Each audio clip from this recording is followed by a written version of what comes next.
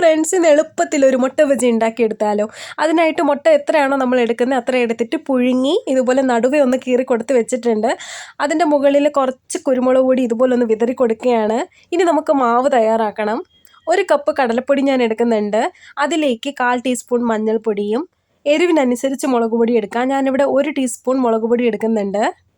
ആവശ്യത്തിനുള്ള ഉപ്പും ഒരു നുള്ള് ബേക്കിംഗ് സോഡ ഇട്ട് കൊടുക്കുകയാണ്. ഓപ്ഷനിലാണ്, വേണമെങ്കിൽ മാത്രം ചേർത്ത് കൊടുത്താൽ മതി. ഇനി വെള്ളം ഒഴിച്ചിട്ട് ഇതുപോലൊന്ന് ബാറ്റർ റെഡിയാക്കി എടുത്ത് വെച്ചിട്ടുണ്ട്. ഇനി നമ്മൾ മുറിച്ച് വെച്ചേക്കുന്ന മുട്ട ഇത് മാവിലോട്ടിട്ട് നന്നായിട്ട് ഡിപ്പ് ചെയ്തിട്ട് തിളച്ച എണ്ണയിലോട്ട് നമുക്ക് ഇട്ട് കൊടുക്കാം. ലോ ടു മീഡിയം ഫ്ലെയിമിൽ തന്നെ നമുക്കിത് തയ്യാറാക്കി എടുക്കണം. ഏകദേശം ഒരു ഗോൾഡൻ കളറൊക്കെ ആകുമ്പോൾ നമുക്ക് ഒന്ന് തിരിച്ചിട്ട് കൊടുക്കാവുന്നതാണ്. അപ്പോൾ ഇത് 2 വശവും നന്നായിട്ടൊന്ന് പൊരിഞ്ഞ് വന്നിട്ടുണ്ട്. ഇനി ഞാൻ വറുത്ത് കോരിയാണ്. അപ്പോൾ എല്ലാം ഞാൻ ഇതുപോലെ തയ്യാറാക്കി എടുത്തിട്ടുണ്ട്. മാവ് തയ്യാറാക്കിയപ്പോൾ അരിപ്പൊടിയോ മൈദാമാവോ ഞാൻ ചേർത്തിട്ടില്ല. നിങ്ങൾക്ക് വേണമെങ്കിൽ ചേർത്ത് കൊടുക്കാവുന്നതാണ്. ഇങ്ങനെ ചെയ്യാത്തവർ ഇതുപോലെ ഒന്ന് ട്രൈ ചെയ്ത് നോക്കണേ. എല്ലാവർക്കും ഇഷ്ടമാവുമെന്ന് പ്രതീക്ഷിക്കുന്നു. എഗ് ബജി എല്ലാവർക്കും ഇഷ്ടപ്പെട്ടിട്ടുണ്ടെങ്കിൽ ഒന്ന് ലൈക്ക് ചെയ്തേക്കണേ. അടുത്തൊരു ഈസി റെസിപ്പി ആയിട്ട് വീണ്ടും കാണുന്നത് വരെ ബൈ.